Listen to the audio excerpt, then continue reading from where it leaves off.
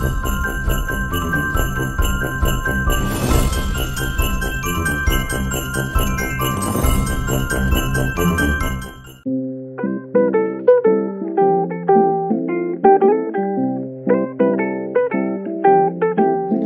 কেমন আছো? আশা করি সবাই ভালোই আছো। আজ আমি রান্না করব আলুর দম। দেখো, প্রথমে আমি আলুগুলোকে সিদ্ধ করে নুন হলুদ দিয়ে ভেজে উঠিয়ে রেখেছি। এরপর কড়াইয়ের মধ্যে আমি জিরে এবং শুকনো লঙ্কা দিয়েছি ফোড়নে।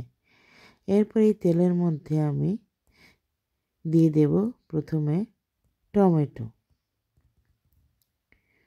আমি আগে থেকেই জিরে, আদা, লঙ্কা এবং কাজু বাদাম বেটে রেখেছি, আর এক পাশে রেখেছি টক দই।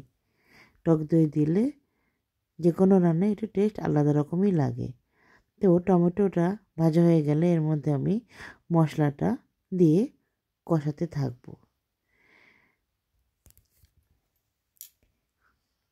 আস্তে আস্তে কষানো হয়ে গেলে আমি টক দইটাও এর মধ্যে দিয়ে আবার কষাতে থাকবো। তো পুরো মশলাটা কষানো হয়ে গেলে আমি ভেজে রাখা আলুগুলোকে দিয়ে আবার একটু নাড়াচাড়া করে নেব।